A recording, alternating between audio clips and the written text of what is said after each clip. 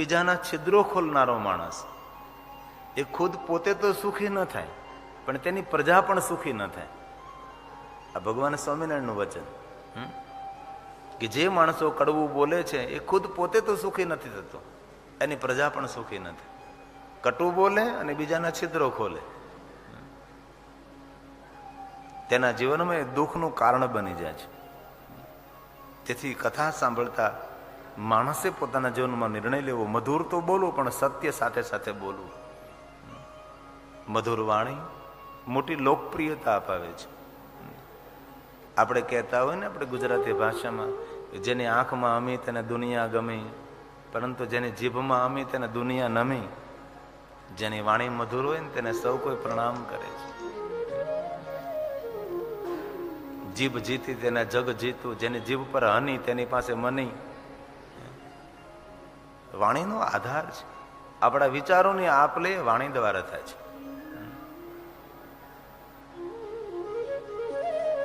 વાણીની પ્રધાનતાઓ છે. માં ગંગા સતી બહુ સરસ વાત કરી, જેની આંખમાં અમી તેને દુનિયા ગમી, પણ જેની જીભમાં અમી તેને દુનિયા નમી. પણ માં ગંગા સતી તો આગળ હાલીને એમ કહ્યું છે કે જેની વાણીમાં મધુરતા હોય ને એને તો પૂરું બ્રહ્માંડ પ્રણામ કરે છે. ગાડીમાં બ્રેક ન હોય તો મોટો ખતરો છે, પણ વાણીમાં વિવેક ન હોય તો એના કરતા મોટો ખતરો છે. આમ તમે જુઓ, કટુ બોલનારો માણસ મધ વેચવા બેસે ને તો પણ તેનું મધ ન વેચાય, પણ મધુર બોલનારો માણસ તીખા મરચા વેચવા માટે બેસે ને તો પણ તેના વેચાઈ જાય. કારણ કે જે કાંઈ છે એ આપલે શબ્દોની છે. શબ્દોનું મરમ, શબ્દોની ગરિમા. શબ્દ સૃષ્ટિ છે આખી, શબ્દનો મરમ હોય છે. વાણીનો વિવેક માણસના જીવનનો એક ગુણ છે. પહેલે દિવસે પણ મને કહ્યું છે ને આજે પણ હું કહું છું કે શબ્દોનો પહેલો પ્રયોગ કોઈને સારા દેખાડવા માટે કરે છે. આપણે બે શબ્દો એવા બોલી એ માણસ સારો દેખાય. શબ્દોનો પહેલો પ્રયોગ કોઈને સારા દેખાડવા માટે, શબ્દોનો બીજો પ્રયોગ કોઈને આશીર્વાદ આપવા માટે, કોઈને શુભકામના આપવા માટે, કોઈને ધન્યવાદ આપવા માટે, શબ્દનો ત્રીજો પ્રયોગ સમૃદ્ધ બનવા માટે. વ્યવહાર કુશળ, શબ્દ સમૃદ્ધિ તમારી પાસે, શબ્દ સ્મૃતિ આપણી પાસે હોવી જોઈએ. આ સતીમાં દરેક પ્રકારના ગુણ છે. સતી યુવાન છે અને શિવપુરાણમાં આટલું સુંદર વર્ણન કર્યું છે કે સતીએ કેવા કેવા વ્રતો કર્યા છે. જેટલા વ્રતો કહેવાય ને એટલા બધા જ વ્રતો સતીએ પોતાના ઘરની અંદર રહીને કર્યા છે. નંદા વ્રતથી લઈને, ચાંદ્રાયણથી લઈને, ત્રયોદશીથી લઈને એક એક વારના વ્રત, સોમથી લઈને રવિ સુધીના વ્રતો આ સતીએ કર્યા છે. ભવાની છે, વિશ્વ માલકીન છે, તો પણ કેટલા વ્રતો, એક પણ વ્રત સતીએ છોડ્યું નથી. કઠિનમાં કઠિન વ્રતો આ સતીએ કર્યા છે. વ્રત એ તપ છે, વ્રત એ સાધના, વ્રત એ અનુષ્ઠાન છે, વ્રત એ પરમાત્માનું શ્રેષ્ઠ આરાધન છે. સતીને સંતોષ નથી. સતી પોતાની માતા વીરણીને એમ કહે છે કે માં તું તો જાણે ને હું મહાદેવની પરમ ભક્ત છું. માં, મહાદેવને મારે પતિ તરીકે પ્રાપ્ત કરવા છે અને શંકર ભગવાન સાથે મારે વિવાહ કરવા છે.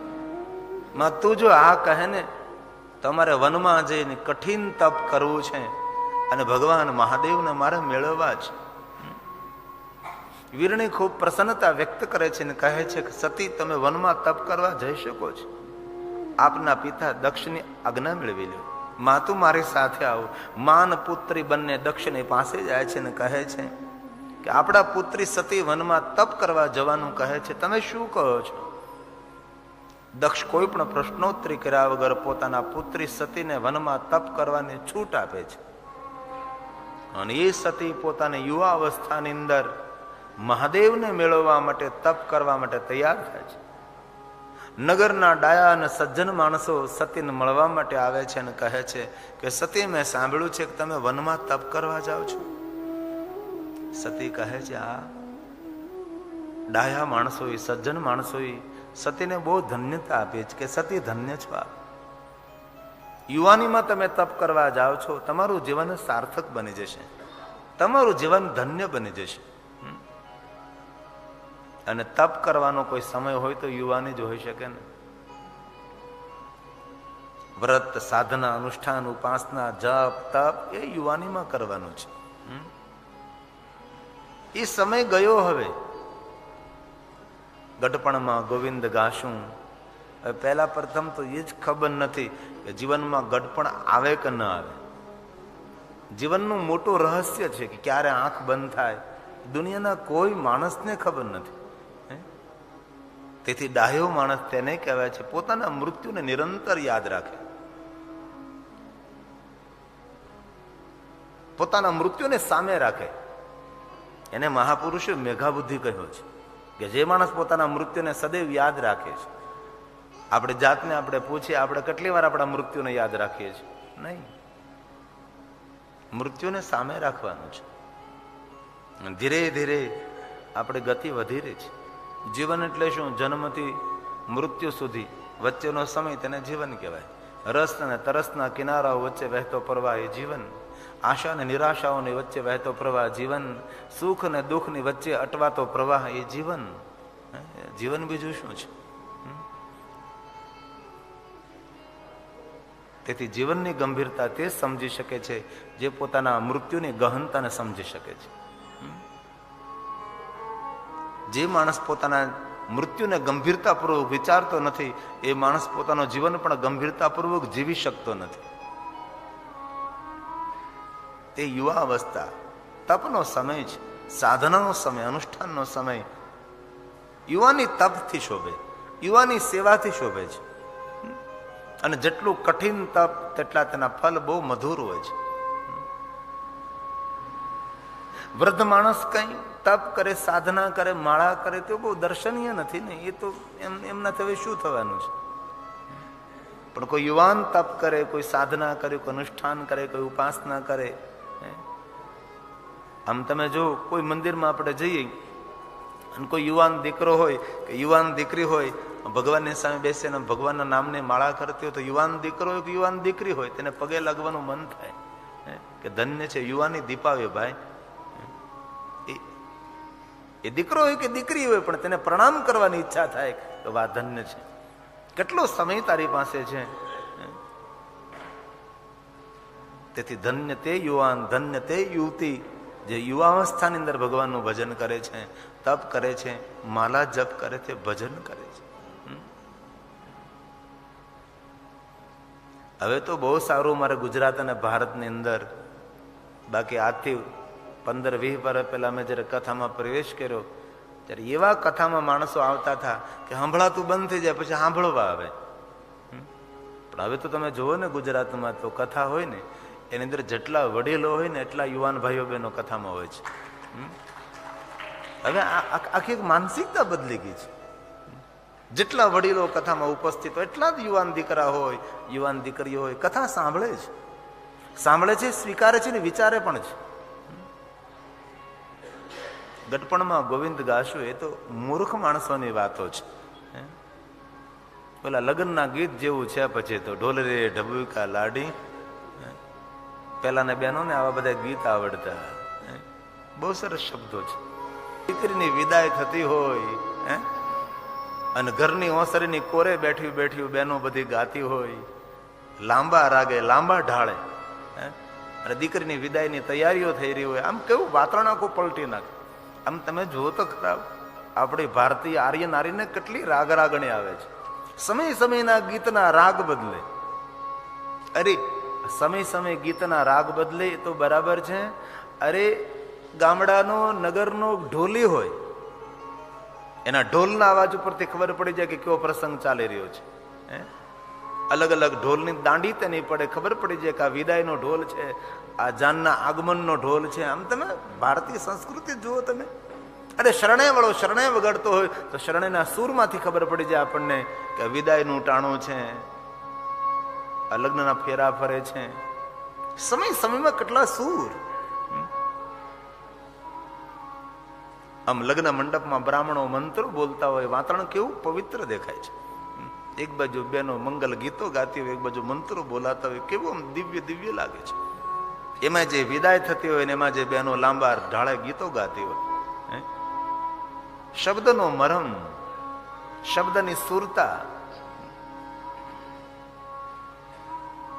હવે તો બહેનો લગભગ કંઠસ્થ હોય ન હોય, પણ હજી પણ ગામડામાં આવા ગીતો મહાદેવના ભક્તોને આ સ્તોત્ર કંઠસ્થ હોય, મુખ પાઠ હોય છે.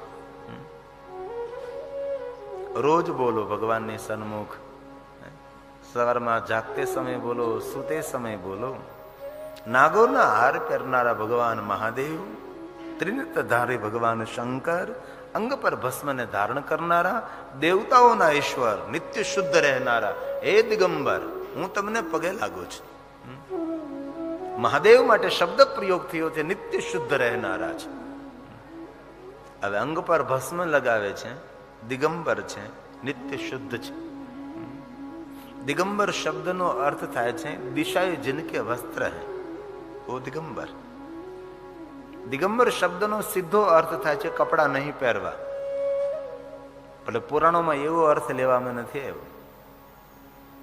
દિગંબર શબ્દનો ગર્ભિત અર્થ થાય છે કપટ રહિત જીવન, દંભ રહિત જીવન, દેખાવ રહિત જીવન. આને દિગંબર કહેવાય છે. દિગંબર શબ્દ આપણે બોલીએ એટલે એવું લાગે કે કપડા નહીં પહેરવા. દિશાએ જિનકે વસ્ત્ર હો दिगंबर नहीं, वो तो स्थूल अर्थ है, लेकिन दिगंबर शब्द का गर्भित अर्थ तो वो है जो अंदर है वैसा ही बाहर. ऐसा भगवान शंकर है और कोई देव नहीं. મહાદેવનું પૂરું જીવન તમે જો કપટ રહિત જીવન છે, તેથી નિત્ય શુદ્ધ છે. જે માણસનો કપટ રહિત જીવન હોય એ માનવ ગંગામાં સ્નાન કરે ન કરે એમાં કયો ફરક પડવાનો તેને? એ પવિત્રાકરણ કરે ન કરે તેના જીવનમાં કયો ફરક પડવાનો છે? આદિ જગતગુરુ શંકરાચાર્ય મહારાજ એમ કહે છે કે નિત્ય શુદ્ધ છે. અને જીવન જીવવાની લહેર લેવી હોય તો આમાં જ મજા છે ને. કપટ રહિત જીવન, દંભ રહિત જીવન, દેખાવ રહિત જીવન. કોઈને પગે લાગવું હોય તો લાગે, કોઈને સન્માન કરવું હોય તો કરે, ન કરે એમને મનની ઈચ્છા. કપટ દંભ એ માણસને થકવાડી દે છે. આપણને જીવન જીવવાનો થાક નથી લાગતો, તમે જુઓ આમ જરા. પણ જે નથી એ દેખાવાનો જયારે પ્રયાસ કરીએ ને ત્યારે થાક બહુ લાગે આપણને. અને માણસનો સમય લગભગ એમાં જ જાય, નથી એ દેખાવાનો પ્રયાસ કરવાનો. તેથી મહાદેવ માટે આ શબ્દ પ્રયોગ થયો છે નિત્ય શુદ્ધ દિગંબર. પરમાત્મા મહાદેવ તમે નિત્ય શુદ્ધ છો, કારણ તમે દિગંબર છો. દિગંબર તમારું જીવન કપટ રહિત છે. એવા મહાદેવ અમે તમને પગે લાગીએ છીએ, અમે તમને પ્રણામ કરીએ છીએ. મહાદેવના ભક્તોને આ સ્તોત્ર મુખ પાઠ હોય છે. આવો, સોમનાથ મહાદેવનું સાનિધ્ય છે, પવિત્ર 3 માસ છે, શિવ મહાપણ ભગવાનની ઉપસ્થિતિ છે. ગાઈએ. ને પ્રમથ બંને શંકર ભગવાનના ગણ છે. પ્રમથ મહાદેવના ગણનું નામ છે, પ્રથમ નહીં પ્રમથ. અને મહાદેવનો બીજો ગણ છે નંદિકેશ્વર ભગવાન. આ પોઠીઓ છે ને એ વસ્તુ જુદી છે. ઘણા લોકો બધું એક સમજે છે, નહીં. શિવાલીમાં જે નંદી મહારાજ મહોક્ષ બુઢો બળદ એ જુદી વસ્તુ છે. નંદિકેશ્વર એટલે શંકર ભગવાનનો એક અવતાર છે, જે શિલાદ મુનિના પુત્ર છે અને અયોનિજ પુત્ર છે, જે મા વગર જેનો જન્મ થયો છે. શિલાદે જયારે પુત્ર માટે તપ કરેલું ને મહાદેવનું, ત્યારે મહાદેવની પાસે માંગણી કરી છે કે મહાદેવ મેં વિવાહ નથી કર્યા તો પણ મારા પુત્ર જોઈએ છે. માતા વગર પુત્ર જન્મે એવો મને પુત્ર જોઈએ છે. ત્યારે શંકરે એમ કહ્યું કે મા વગર પુત્ર જન્મે ને એવો પુત્ર તમારે જોતો હોય તો મારે તમારા આંગણે પ્રગટ થવું પડે, બાકી તો દરેકને માનો આધાર લેવો પડે છે. એ પૂરું ચરિત્ર છે. નંદિકેશ્વરનો અવતાર કથા છે. શિવ મહાપુરાણની અંદર ભગવાન મહાદેવના અવતારોની કથા છે ને, એમાંનો એક અવતાર છે નંદિકેશ્વર અવતાર. પૂરું ચરિત્ર છે શિલાદ મુનિ. અને શિલાદના આંગણે ભગવાન મહાદેવ બાલશંકર રૂપે પ્રગટ થાય છે. નાનકડું એવું રૂપ, નાનકડી જટાન, એવું સુંદર રૂપ, બહુ વર્ણન સુંદર છે. એ નંદિકેશ્વર. નંદિકેશ્વર એટલે જે પોઠીઓ છે એ નહીં, વૃષભ એ નહીં, આ વસ્તુ અલગ છે. મહાદેવની સાથે રહે છે. મહાદેવ તપ કરે ને ત્યારે પાર્વતી કે સતી સાથે ન હોય, પણ નંદિકેશ્વર ભગવાન સાથે હોય છે. શંકર જયારે તપ કરતા હોય ને, જે નંદિકેશ્વર ને પ્રમથગણ પરિક્રમા કરે તેને. મહાદેવે નંદિકેશ્વરને વરદાન આપેલું છે કે જ્યાં તમે ત્યાં હું, જ્યાં હું ત્યાં તમે. નિરંતર જેનું સાનિધ્ય જેને પ્રાપ્ત, એવા નંદિકેશ્વર ભગવાન છે. જયારે મહાદેવજી ભવાનીને શિવપુરાણ કથા કહેતા હતા ને, ત્યારે ભવાની તો કોઈને કહી કે ન કહી તેની કોઈ વાત ન મળે, પરંતુ મહાદેવજી જયારે ભવાનીને શિવ મહાપણ કથા સંભળાવતા હતા ત્યારે આ નંદિકેશ્વર ભગવાન શિવ મહાપણ કથાનું શ્રવણ કરતા હતા. નંદિકેશ્વર ભગવાને મહાદેવના મુખેથી શિવ કથાનું શ્રવણ કરી આના નંદિકેશ્વર ભગવાન શિલાદ મુનિના પુત્ર નંદિકેશ્વર મંદરાચલ પર્વત જાય છે, અને મંદરાચલ પર્વતમાં સનત કુમારોને શિવ મહાપણ કથા સંભળાવે છે, અને સનત કુમારો નંદિકેશ્વર ભગવાનના મુખેથી શિવ કથા શ્રવણ કરે છે. અને તે સનત કુમારો હિમાલય પહાડ માં સરસ્વતીના તટ પર ભગવાન વ્યાસજીને શિવ કથા સંભળાવે છે. અને વ્યાસજી પોતાના સદ શિષ્ય સૂત પુરાણેજીને ભગવાન મહાદેવની કથા ભણાવે છે. અને સૂત પુરાણજી વ્યાસના મુખેથી કથા ભણ્યા છે. સાંભળવું અને ભણવું બંને જુદી વાત છે. સાંભળેલું વિસરાય છે, પણ ભણેલું લાંબા સમય સુધી યાદ રહે છે. સૂત પુરાણજી વ્યાસના મુખેથી કથા ભણ્યા છે. અને એ સૂત પુરાણજી પ્રયાગ તીર્થમાં જઈને હજારોની સંખ્યામાં મહાત્માઓને શિવ મહાપણ કથા સંભળાવે છે. આ કથાનો ક્રમ છે પૂરો. એ નંદિકેશ્વર ભગવાન એવા મહાદેવ અમે તમને પગે લાગ કરે છે. કઠિનમાં કઠિન તપ કરે છે. તાપના દિવસો છે, આસમાનમાંથી સૂર્ય અગ્નિ વર્ષા કરે છે, ચારો તરફ અગ્નિ પ્રગટ કરે છે. સતી ભગવાન શંકરને યાદ કરે છે. તાપના દિવસો પૂર્ણ થયા, ચોમાસાના દિવસોની શરૂઆત થાય, આસમાનમાંથી વરસાદ પડે છે, ખુલ્લા આકાશમાં સતી હે મહાદેવ, હે મહાદેવ, હે મહાદેવ. વરસાદના દિવસો પૂર્ણ થયા, ઠંડીના દિવસોની શરૂઆત થઈ છે. ઠંડા જળમાં ઉભા રહીને સતી શંકરનું આરાધન કરે છે. હિમાલય પહાડ, ઠંડુ જલ, અને ઠંડા જલમાં ઉભા રહી અને સતી ભગવાન શંકરને યાદ કરે છે. તેથી તો માક્ષર માસનો મહિમા છે ને. મહાદેવની વિશેષ પ્રકારે કોઈ સાધના કરવી ને તો માક્ષર માસ છે. તેથી અયોધ્યાદાસે પણ શિવ ચાલીસાની અંદર વર્ણન કર્યું છે. માગશર છઠ હેમંત, એમાં શિવ મહાપણ ની અંદર વર્ણન આવે છે. ધ્યાન દેના, માક્ષર માસ હોય અને આદ્રા નક્ષત્ર હોય, એમાં શિવની પૂજા કરવામાં આવે તો 100 મહાશિવરાત્રિ જેટલું ફળ મળે છે. આપણને તો ન ખબર હોય, પણ જે વિદ્વાન બ્રાહ્મણો જ્યોતિષને જાણનારા હોય તેને બધી ખબર હોય કે ક્યારે નક્ષત્રો, ક્યારે ગ્રહો. માક્ષર માસ ને આદ્રા નક્ષત્ર, એ સમયે શિવની પૂજાનો બહુ મહિમા. કારણ કે તે સમયે ભગવાન મહાદેવજી આસમાનમાંથી પાતાળ સુધી અગ્નિસ્તંભ સ્વરૂપે પ્રગટ થયેલા એ માક્ષર માસ આદ્રા નક્ષત્રમાં, અને લિંગ સ્વરૂપે પ્રગટ થયા એ મહાશિવરાત્રિ છે.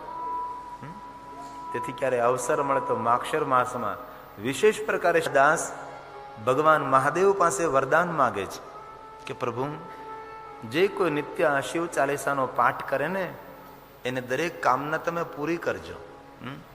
આમાં જેને મુખપાઠ હોય ને તેને ખબર હોય 7 મિનિટ લાગે. મહેમન સ્તોત્ર તો આપણને અઘરો પડે ભાઈ, 20 મિનિટ લાગે કંઠસ્થ હોય તો, પણ શિવ ચાલીસાનો 7 મિનિટ જે રોજ કરે ને નિત્ય, એના માટે વચન આપેલું છે, ધન નિર્ધન કો દિત સદાહી, જો કોઈ જાસે હો પલ પાય. આમાં અનેક શિવ ભક્તો ભાઈઓ બહેનોને શિવ ચાલીસા કંઠસ્થ હોય એને રોજ બોલતા હોય છે.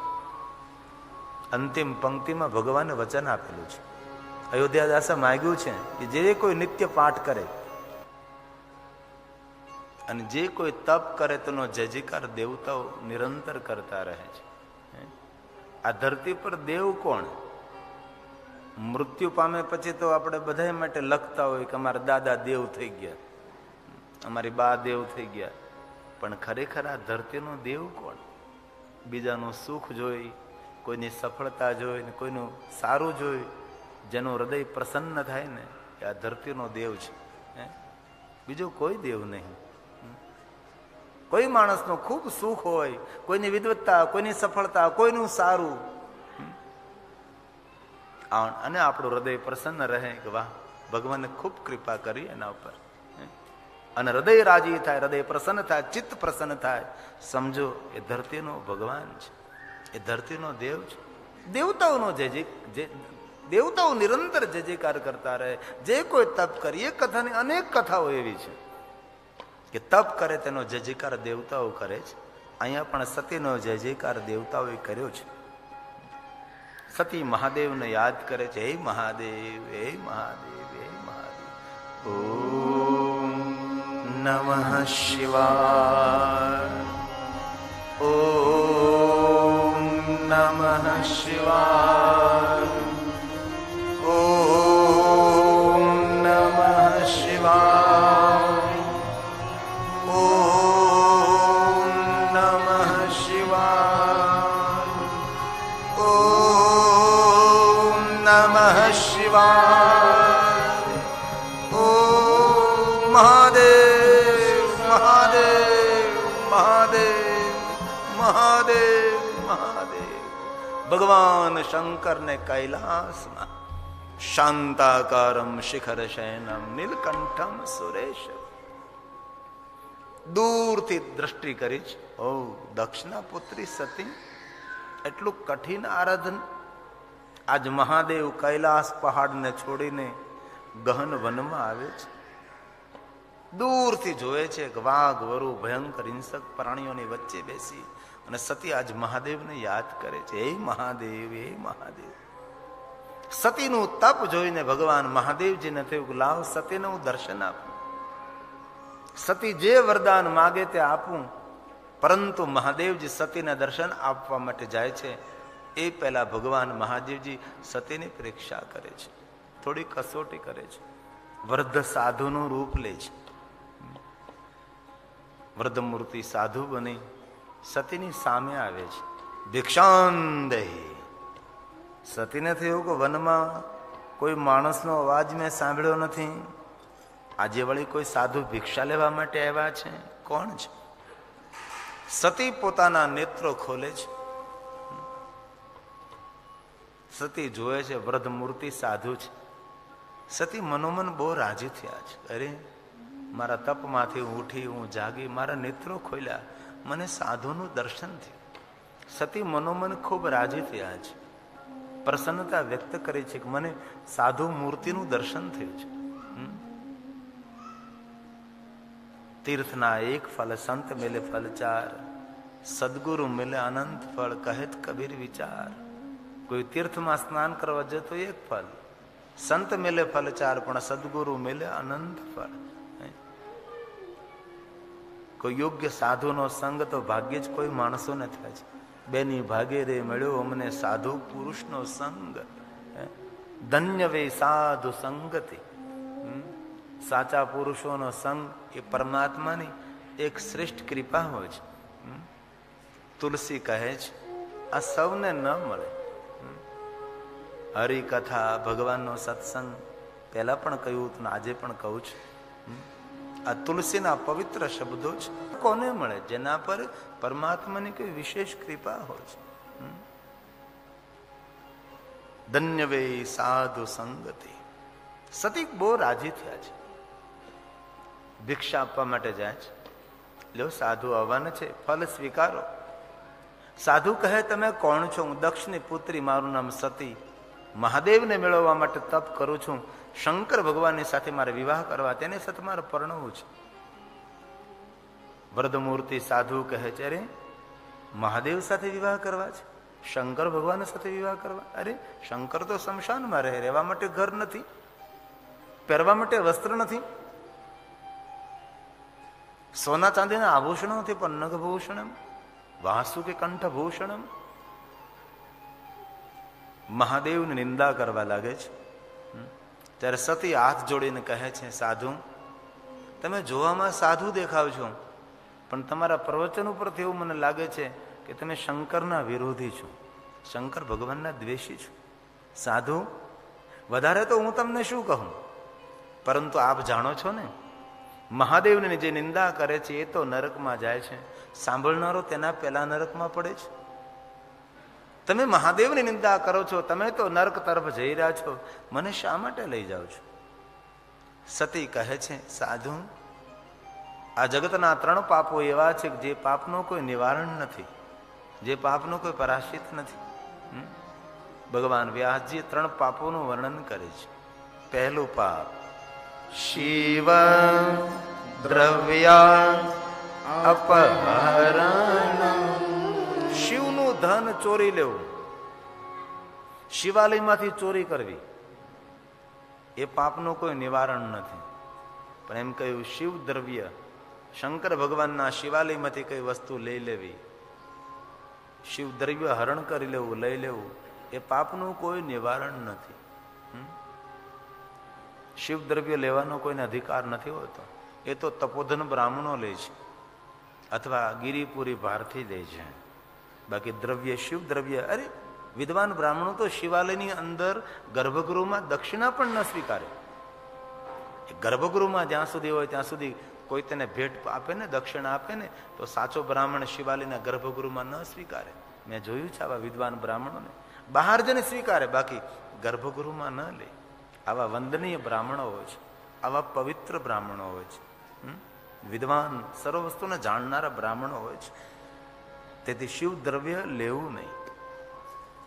બીજું પાપ ભગવાન મહાદેવની નિંદા જે કરે છે તે પાપનું કોઈ નિવારણ નથી. ત્રીજું નિંદા ચ શિવ ભક્તાનામ, મહાદેવના જે ભક્તો હોય છે એમની કોઈ નિંદા કરે એ પાપનું કોઈ નિવારણ નથી. અન્ય કોઈ પાપો થાય તો તેનો કોઈને કોઈ ઉપાય છે, કોઈને કોઈ નિવારણ છે. તેથી આજે સતી હાથ જોડીને કહે છે, સાધુ તમે મહાદેવની નિંદા કરો છો, શિવ નિંદા કરનારો માણસ નરકમાં પડે છે. તમે સાધુ વેશમાં શંકરની નિંદા કરો છો. અરે હું તો તમારા ભલા માટે કહું છું, તમારા હિત માટે કહું છું. શંકરને કોઈ સગા નથી, કોઈ સંબંધી નથી. અરે તમે જાણો છો શંકરને કોઈ માતા નથી, કોઈ પિતા નથી, શંકર તો અનાથ છે. ત્યારે સતી કહે છે, સાધુ હું જાણું છું શંકર અનાથ છે, પણ થોડુંક સારું બોલતા શીખો તમે. હું જાણું છું શંકર અનાથ છે, પણ થોડું આગળ બોલવાની જરૂર હતી કે આખા જગતનો નાથ છે, આખા વિશ્વનો નાથ એ શંકર છે. અરે મહાદેવની કોઈ નિંદા કરતો હોય અને તેનું મુખ જોવાઈ જાય તો પણ સ્નાન કરવું પડે છે. ક્યારે શમશાનમાં જાઓ ને સ્નાન ન થઈ શકે, કોઈ માણસને અટકી જાઓ ને સ્નાન ન થઈ શકે, પરંતુ કોઈ મહાદેવની નિંદા કરતો હોય અને એનું મુખ જોવાઈ જાય તો જરૂર ઘરે આવીને સ્નાન કરી લેવું. શિવ નિંદા કરનાર માણસનું મુખ જોવાથી અપવિત્રતા આવે છે. મહાદેવ નિંદા કરનાર માણસનું મુખ જોયા બાદ સ્નાન કરવું પડે છે, પવિત્રકરણ કરવું પડે છે. તમે જોવામાં સાધુ છો પણ શંકર ભગવાનની નિંદા કરો છો, તમારું મુખ જોવું મારા માટે પાપ છે. સતીએ પોતાના કાન બંધ કર્યા, સતીએ પોતાનું મુખ બંધ કર્યું, સતીએ પોતાની આંખ બંધ કરી છે. જે સતી બહિર્મુખ હતી એ સતી અંતર્મુખ થઈ છે. જ્યાં સતીના કાન બંધ થઈ, આંખ બંધ થઈ, મુખ બંધ થયું, સતીના મન મંદિરમાં દીપ પ્રગટ થયો છે. સતી આજ ભગવાનને ઓળખી ગઈ છે. સતીને થયું કે જેની સાથે વાદ વિવાદ કરું છું એ કોઈ સંન્યાસી નથી, એ તો અવિનાશી, એ તો કૈલાસી, એ તો સાક્ષાત શંકર ભગવાન છે. જેની સાથે વિવાદ કરું છું, મારી ભક્તિની પરીક્ષા કરવા માટે મારી સામે શિવની નિંદા કરે, ખુદ શંકર છે. સતી આજ ભગવાન મહાદેવને ઓળખી જાય છે, પણ ક્યારે? સતીએ કાન બંધ કર્યા, સતીએ મુખ બંધ કર્યું, સતીએ આંખ બંધ કરી છે. ભગવાનની નિકટ જવા માટે બહિર્મુખની અંતર્મુખ, ભગવાનને ઓળખવા માટે દૂરદર્શન ઓછું, અંતરદર્શન વધારે. અરે દૂરદર્શન કરવાથી તો અંતરદર્શન ખોરવાઈ જાય છે. આજે માણસોની દુર્દશા તમે જુઓ, સાંજે ભોજન કરીને 8:30 બેસી જાય ટીવીની સામે, કેટલું કેટલું જોવે છે. જ્યાં સુધી નિંદર ના આવે ત્યાં સુધી જોતા રહે છે. અને મનોવિજ્ઞાનનો એક નિયમ છે, અંતિમ સમયે જે તમે ચિત્ર જુઓ ને જે તમે વિચાર કરો એ આખી રાત દિમાગમાં તરતો રહે છે. સવાર સુધી એના એ તરંગો દિમાગમાં રહે છે. તે થોડા સાધુ પુરુષો કહે છે, નિંદર આવે ત્યારે ભગવાનનું ખૂબ ભજન કરો, જેથી કરીને આખી રાત્રિ નિંદ્રા સમાધિ સ્થિતિ તરંગો પરમાત્માના નામની અંદર તરતા રહે. પણ બહુ ઓછા માણસો, ઘણા લોકોને જોઈને તો ટીવી શરૂ રહે ને પોતે બંધ થઈ જાય, પોતે સૂઈ ગયો હોય, નિંદ્રા આવી જાય. અને તમે જો નિંદ્રાનો એક નિયમ છે, આપણને મારી સાથે વિવાહ કરો, પિતાંબર શ્વેતાંબર લીલાંબર, સોના ચાંદી હીરા મોતી રત્ન જડિત મુકુટ સાથે, આમ ભૂતનાથની જેમ નહીં પણ દિવ્ય રૂપને ધારણ કરી મારી સાથે વિવાહ કરો. ભગવાન શંકર સતીને વરદાન આપે છે. અને ભગવાન મહાદેવજી કૈલાસ જાય છે. સતી પોતાનું તપ પૂર્ણ કરી પરજેશ નગર પધારે છે. નગરવાસીઓ સ્વાગત કરે છે. માતા વીરણીને વાત કરે છે, માં વીરણી, ભગવાન મહાદેવે મને દર્શન આપ્યા અને ભગવાન મહાદેવજી મારી સાથે વિવાહ કરવા માટે આ કહે છે. વીરણી પોતાની પ્રસન્નતા વ્યક્ત કરી છે. દક્ષની આગળ વાત રજૂઆત કરી છે. દક્ષ ખૂબ રાજી થયા છે. પોતાના પુત્રી સતીના વિવાહ કરવા માટે દક્ષ તૈયાર થાય છે. વિશ્વકર્માજી ગર્ગાચાર્ય મહારાજ સપ્તઋષિ નારદને આમંત્રિત કરે છે. સતીની વિવાહ પત્રિકાઓ તૈયાર થાય છે. વિવાહ પત્રિકા તૈયાર કરી અને ગર્ગાચાર્ય સપ્તઋષિ નારદ ભગવાન મહાદેવની પાસે કૈલાસ તરફ જાય છે. અહીંયા દક્ષ વિશ્વકર્માજીને કહે છે, વિશ્વકર્માજી, મારા પુત્રી સતીના વિવાહ છે, નગરની સુંદરતામાં વૃદ્ધિ કરો, સુંદર દ્વાર બનાવો, સુંદર મંડપ બનાવો, નગરની શોભામાં વૃદ્ધિ અભિવૃદ્ધિ કરો. વિશ્વકર્માજીને આજ્ઞા મળે છે અને નગરને શણગારવા લાગ્યા છે. સુંદર દ્વારો ઉભા કર્યા છે, સુંદર મંડપ, નગરને સજાવવા લાગ્યા, નગરની સજાવટમાં વૃદ્ધિ કરી છે, નગરની શોભામાં વૃદ્ધિ થવા લાગે છે. અહીંયા સપ્તઋષિ નારદ ગર્ગાચાર્ય મહારાજ મહાદેવની પાસે કૈલાસમાં જાય છે. લ્યો મહાદેવજી, આપના વિવાહની પત્રિકા, કરો વિવાહની તૈયારી, સૌને આમંત્રણ નિમંત્રણ આપો, તમારા વિવાહમાં સૌ પધારે. ભગવાન મહાદેવ કહે છે, ગર્ગાચાર્ય સપ્તઋષિ નારદ, કોણ તૈયારી કરે? ન માતા, ન પિતા, ન બંધુ. જાઓ ઋષિઓ, સૌને આમંત્રણ નિમંત્રણ આપો. આપ ગર્ગાચાર્ય મહારાજ સપ્તઋષિ નારદ નીકળે છે. ભુવનમાં સૌને આમંત્રણ મળે છે. ભગવાન મહાદેવના વિવાહમાં પધારવા માટે સૌ પધારે છે. ઇન્દ્ર ઇન્દ્રાણી આવે છે, બ્રહ્મા બ્રહ્માણી, વિષ્ણુ લક્ષ્મીજી આવે છે, કુબેર વરુણ આદિ આદિ દેવતાઓ સૌ કૈલાસમાં પધારે છે. ભગવાન મહાદેવ પથ્થરની શિલા પર બિરાજમાન થઈ સૌને આવકારે છે. જે જે દેવતાઓ આવે છે તે સૌને આવકાર આપે છે. પ્રસન્ન મુખ મુદ્રા છે. ભગવાન મહાદેવ પથ્થરની શિલા પર જાનમાં જવા માટે દેવતાઓ સુંદર શણગાર કરી, દેવતાઓ તૈયાર થઈ અને કૈલાસમાં આવી પહોંચ્યા છે. ભગવાન મહાદેવ બિરાજે છે. શંકર ભગવાનના વિવાહની તૈયારીઓ થવા લાગી છે. ઇન્દ્ર હસવા લાગે છે. બ્રહ્મા પૂછવા લાગે છે કે ઇન્દ્ર શા માટે આપ હસી રહ્યા છો? ઇન્દ્ર કહે, બ્રહ્મા, જેમના વિવાહમાં આવ્યા એમની તો કોઈ તૈયારી નથી. આમ જો તો સહી, આપણે સૌ સુંદર પિતાંબર શ્વેતાંબર લીલાંબર પહેરીને આવ્યા, જેમના લગ્ન છે એમની કોઈ તૈયારી નથી. ઇન્દ્ર ને બ્રહ્મા વિષ્ણુને કહે, વિષ્ણુ આમ જોવો તો સહી. વિષ્ણુ હસવા લાગે, કુબેર હસે, શંકર ભગવાનના ઉપર સૌ હસવા લાગ્યા છે કે જેમના વિવાહ છે એમને કોઈ તૈયારી નહીં. આપણે સૌ શણગાર કરીને સુંદર વસ્ત્ર પરિધાન ધારણ કરીને આવી પહોંચ્યા. ઇન્દ્ર, બ્રહ્મા, કુબેર, વિષ્ણુ સૌ નારદની પાસે જાય છે. નારદને પૂછવા લાગે છે, નારદજી આ કૈલાસમાં વિવાહ કોના છે? ત્યારે નારદ કે મારા નથી, એની મને ખબર છે. અરે દેવતાઓ, મને શા માટે પૂછો તમે? ભગવાન મહાદેવના વિવાહ છે. એ તો કહીએ નારદ કે જેમના વિવાહ હોય એમની કેટલી તૈયારી હોય. હવે આપણો સૌ સુંદર શણગાર કરીને આવી પહોંચ્યા. હવે જેમના વિવાહ છે, જેમના લગ્ન છે, એમની તો કોઈ તૈયારી નથી. નારદ, આપ મારી સાથે આવો. દેવતાઓ અને દેવગુરુ બૃહસ્પતિ અને નારદ સૌ મહાદેવની પાસે આવે છે. આમ નારદે જોયું છે ભગવાનનો વેશ અદ્ભુત અલૌકિક વેશ છે. બૃહસ્પતિ દેવે ભગવાન શંકરના રૂપનું વર્ણન કર્યું છે કે ભગવાન એ સમયે કેવા દેખાતા હતા. અતિ ભયાનક, અતિ વિકરાળ. દેવગુરુ બૃહસ્પતિના મુખના શબ્દો છે, ભગવાન તમે જોવામાં બહુ જટિલ દેખાવ છો, પણ પરમાત્મા તમારું મૂળ રૂપ તો રુદ્રાય છે. રુદ્રાય એટલે અતિ કરુણ, કપરદી એટલે જટિલ, અતિ ભયાનક ભીમાય એટલે અતિ ભયાનક વિરાટ. ભીમ એટલે વિરાટ. પણ તમારો સ્વભાવ અતિ કોમળ છે.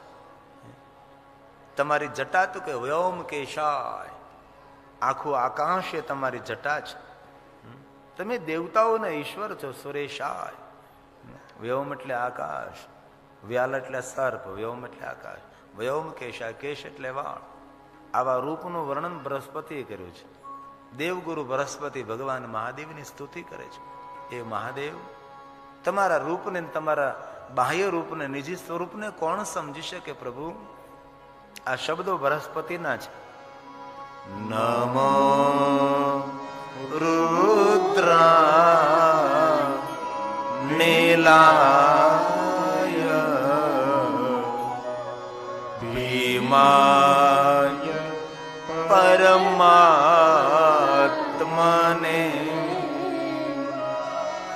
કપરદીને સુરેશાય